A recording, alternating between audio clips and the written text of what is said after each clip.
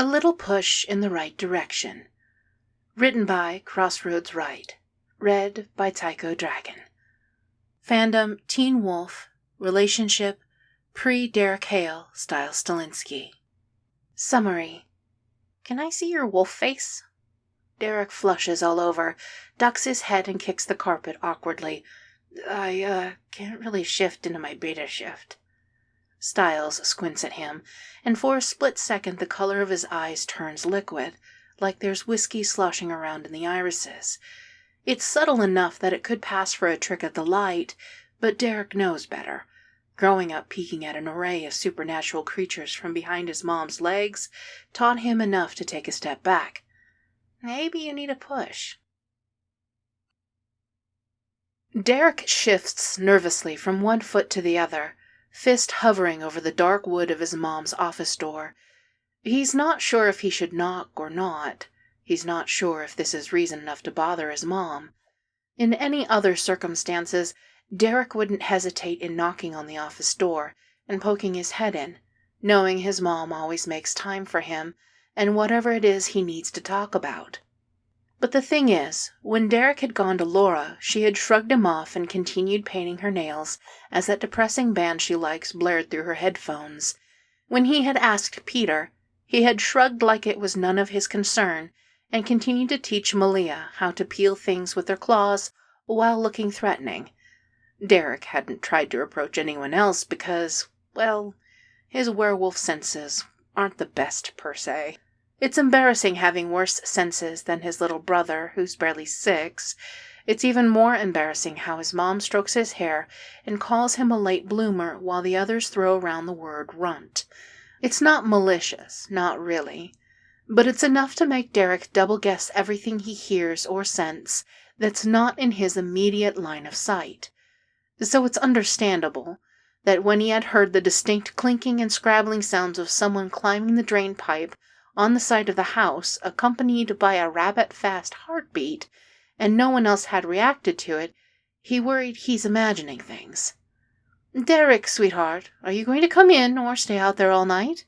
his mom calls out, and he winces, forcing himself to push the door open. His mother pointedly looks up from her papers and crosses her arms on top of them, making sure Derek knows he has her full attention. "I think there's someone climbing the drain pipe," he mumbles, still not willing to step completely into the office, not wanting to bother his mom in case it's just his broken senses acting up again. Talia frowns and tilts her head, listening. "Huh," she says. "I think you're right. Do you want to come see?" Derek bites his lip and nods, finally moving into the room and rushing to help his mom open the door to the little veranda in her office. They both look down and slightly sideways, towards where the drain pipe runs up the house, and sure enough, there's a small figure clutching to it, heaving slightly panicked breaths. "Always trust your senses, baby," his mom tells him with a fond smile and a hand ruffling through his hair, before she climbs over the veranda railing and leans down, grabbing the intruder by the back of the shirt and hauling them inside effortlessly. The boy lands on the soft carpet of his mom's office with a soft thud, his eyes wide and heartbeat accelerated. It's not the first time something like this has happened, and it surely won't be the last. If there's a thing Beacon Hills doesn't have a shortage of, it's children and teens trying to break and enter into the old Hale mansion, trying to pull a fast one on a pack of werewolves, even though they know their chances of actually doing it are close to nil. In all honesty, it's become a family game. See who can catch more people trying to sneak into the Hale property. There's a tally and a blackboard hanging in the kitchen and everything. This will be the first time Derek's name goes up there. The ones who venture into Hale land, that are from Beacon Hills, aren't afraid of being caught. It's a game to them, too. They know the Hales are here to protect them, not bring them harm. It's like the worst-kept secret of Beacon Hills, or the best, depending on how you look at it. The boy is trembling finely, and when he opens his mouth, Derek expects him to apologize profusely and blame a classmate for daring them. Instead, what comes out is, "I want to speak with the Alpha." Derek looks up at his mom, stunned and unsure, shuffling so he's half behind her. "Okay, "Speak," his mom orders. The kid bites his lip and stands up, raising his chin defiantly like he's ready to fight everyone that gets in his way if he needs to. Derek has to admit it's pretty ballsy to act like that in front of an alpha. "You need to fix my mom," the kid demands. "She's sick." "Oh, honey, I can't just—" his mom starts, but is quickly interrupted by the kid. "No!" He slams his foot on the floor, cheeks puffing up, and for a second the overhead lights start flickering. "She's magic sick, in her head," he says, jamming a bony finger into his forehead. "And Mr. Dr. Deaton won't do anything, even though everyone knows if it's magic you have to go to him, so you have to fix her. She got hurt in the woods." His lip starts wobbling. "In the Fey rings." Derek clutches his mom's shirt and pulls lightly, getting her attention.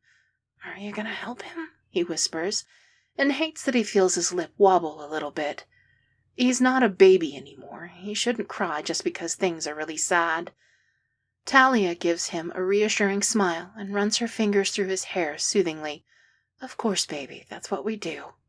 Derek nods. "We protect people." That gets him another hair ruffle before his mom turns back to the kid and asks, "What's your name?"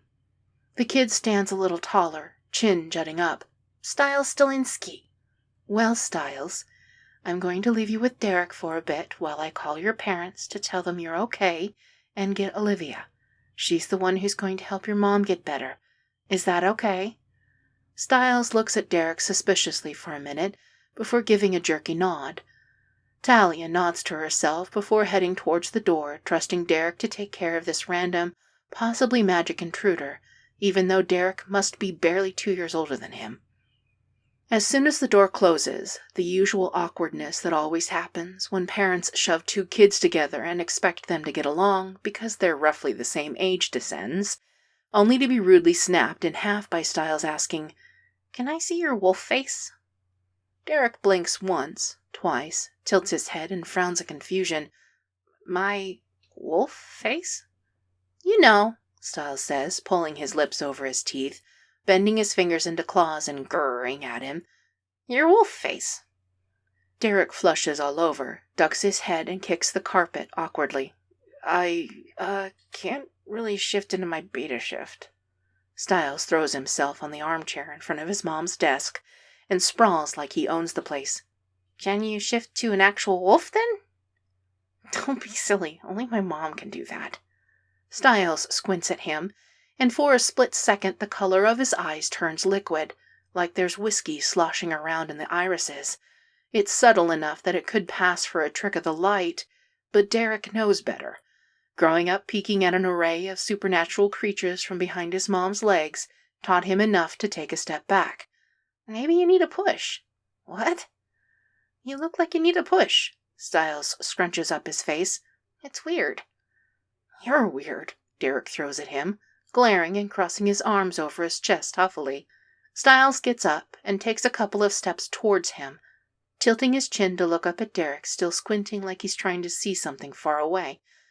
"Maybe your wolf is stuck," he starts, "and it needs a push to get unstuck." "My wolf is not," Derek starts, but Stiles is nodding to himself like that makes sense, and the next thing Derek knows, he has the younger boy's splayed palms on his stomach, and then he shoves. In normal circumstances, it shouldn't hurt, but it does. Derek might not be able to shift, and his senses might be underdeveloped, but he's strong. His pain tolerance is higher than even Laura's, and she's going to be alpha one day. So a 10-year-old human kid pushing him shouldn't hurt. It shouldn't even be enough to make Derek list backwards, but it does. It hurts like someone is snapping his bones and grinding them until they're smaller. He can't help but whimper and fall backwards, hearing the telltale sound of cloth ripping and feeling something in his brain readjusting like the click of a key in a lock. Suddenly, he's sitting down on his hind legs, blinking at a world in shades of gray, and there's a snout in front of his eyes. Stiles stands in front of him, opening and closing his mouth in shock, like he has no idea what happened either, even though he caused it. The door bursts open and his mom barges in, eyes flashing and claws out, the pack at her heels, all of them trying to pass through the study door at the same time. The pack bond bounces around the panic and fear and anger until Derek winces and lowers his head close to the ground, trying to get away from it, whining pitifully. "I didn't mean to," Stiles squeaks out, looking everything like a deer caught in the headlights. "It was an accident, I swear." His mom looks between them for a second before rolling her shoulders and shrugging off the shift. "I'm sorry," Stiles says miserably. "He was stuck. I was just trying to help. I'm sorry." Talia looks over at Aunt Olivia, who gives her a tiny nod and steps forward. "It's okay. You didn't know what you were doing, and no one's permanently injured, so no harm done, sweetheart." Aunt Olivia tries to reassure, speaking with her usual calm and soothing tone. "No one's mad at you." "I'm pretty mad," Laura starts, but is elbowed by someone and promptly shuts up. "No one is mad at you, but I think it'd be better to leave Talia and Derek alone for a little bit. So why don't you come down to the kitchen with me, and we can drink some hot chocolate and talk about what you just did. Does that sound good, honey?" Stiles nods, sending a panicky look towards Talia. "I'm sorry," he says again. "Are you still going to help my mom?" "Of course," Talia says. "Now go with Olivia. She's the one who knows about magic. You can tell her what happened to your mom." Stiles bites his lip and looks down at Derek. "Sorry." Derek chuffs because he can't very well say it's okay, and then watches as Aunt Olivia takes Stiles' hand and guides him out of the room, ushering the rest of the family along until only him and his mom are left in her office. Talia crouches down in front of him and buries one of her hands in the fur at the top of his head, petting him like she does when he's feeling restless and can't sleep. "Jesus, kiddo," his mom sighs. "You can't do anything the easy way, can you?" Derek whines and wiggles until he's in her lap and can bury his snout under her arm. It takes most of the rest of the afternoon to shift back, and it's a hard, frustrating experience for both him, his mom, and the several members of the family who come in and out to pitch in their 2 cents. But he does it, and once he does, it's easy, so stupidly, absolutely easy, that he wonders how he couldn't do it in the first place. He shifts back and forth a couple of times, feeling giddy with it now, feeling like he's not such a failure of a wolf anymore because he can full shift, and not even Laura can do that, and she's going to be alpha one day. His mom looks down at him, radiating pride for 20 solid minutes, indulging Derek, and letting him run around her office on 4 paws before she announces he needs to get dressed and they need to take care of Stiles. By the time they get downstairs, there's a woman sitting on a couch, squeezing her hands together and frowning down at her lap, Stiles fluttering around her anxiously, and a deputy staring uncomprehendingly at Derek's shifted uncle. "Werewolves," the man says, hand hovering over his gun but never quite making contact. Stiles makes a noise and holds the man's hand, effectively preventing him from reaching for his gun. "Werewolves," Stiles confirms. "I can't believe the Hale weirdness is werewolves." He shakes his head. "I had my money on Colt. You just lost me $20, he says, and then sits down on the couch, bringing Stiles down with him and holding the woman's hand. By the familiarity, Derek guesses those are Stiles' parents. "We could reimburse you for that," Talia says, moving into the living room and offering a polite smile with no teeth at their guests. "I'm Talia Hale, the Alpha. Pleasure to meet you, Deputy—" "John Stilinski," the man introduces himself, offering a hand for her to shake. "This little deviant you already know, and this is my wife, Claudia." Talia's attention turns to Claudia. "Pleasure to meet you." Claudia looks up distractedly, still frowning, confusion and pain wafting off of her in waves. "Pleasure." Talia trades a look with Aunt Olivia. "Is anything the matter, Claudia? You seem conflicted." Claudia looks at a loss, sneaks a glance at Stiles, and frowns harder. "It's just, I don't have a son." The room goes completely silent for 3 agonizing seconds, Stiles breaking it with a heartbroken, "Mommy," before John gets up as if to build a physical barrier between his wife and his son. "She's having a bad day," he says, sounding pained. "We should go." "Or you should stay," his mom says, her tone leaving no space for argument that the Stilinskis will stay. "We can help your wife. Stiles tells us that the cause is magical. Well, I've got 2 fey magic experts sitting in this room alone, and 1 more out getting groceries. John looks at his son. Derek can entertain Stiles while we try to figure this out. Can't you, darling? Derek nods, raising his chin a little and straightening his back, because this is important, and his mom trusts him for the important stuff, so he has to be grown up about it. John looks at his wife, who's frowning down at her hands, looking a special kind of lost and devastated, and then at his son, who looks 2 seconds away from breaking into tears, and ever so slowly nods, making a decision. Okay, if you can help, we're willing to try it. There's this ingrained belief in Beacon Hills that if you're in trouble and there isn't a police officer around, you can search for a Hale and they will help you. Be it your cat being stuck in a tree or you being robbed, a Hale will help you if they're within hearing distance. This belief has been a truth for almost as long as the Hales established themselves in the then usually quiet town of Beacon Hills. Derek's 17 now, and he can't even begin to fathom the number of times someone has stopped him on the street asking for help, the number of cats he's rescued from trees, the pickpocketers he's chased down, the number of people he has pulled away from getting hit by a car, the number of kids that have come to him with a helpless grin and an untied shoelace. He's leaving for college soon, following after his sister and his older cousins. He doesn't know how he'll cope without a community that sees him, and just assumes he's a nice person because he's a Hale, and the Hales are there to help. "Mister, can you get my ball from that tree?" He hears a high-pitched voice beg, and he's just turning towards it to say yes, of course, when he sees the child speaking to Stiles. "Me?" Stiles asks, tone amused and slightly confused, even as he walks towards the appointed tree and looks at it critically, thinking up the best way to get the brightly colored rubber ball. "You're a Hale, right?" the kid asks, and Stiles laughs. "Stilinski." The kid's face scrunches up. "That's the same thing, though, isn't it?" Derek snorts and leans against a lamppost, waiting for Stiles' answer.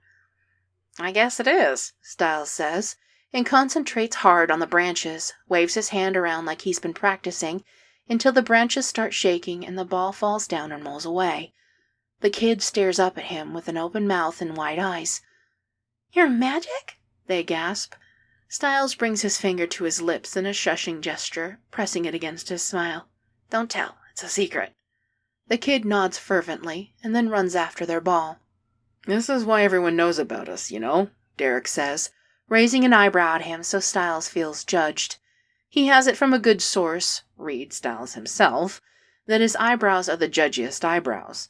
He also has it from a good source that Stiles should never get drunk and be left unattended, because he will try to climb every single tree or person in sight. Despite what his younger cousins and siblings seem to think, Derek doesn't actually appreciate getting climbed like a tree. Stiles rolls his eyes and pfs at him. "Yeah, and you turning into a wolf to go frolic on the playground or accidentally turning back to human buck naked in the middle of the city has nothing to do with it." Derek huffs. "That was one time." Stiles bumps his shoulder and starts down the street, trusting Derek to follow. Derek does.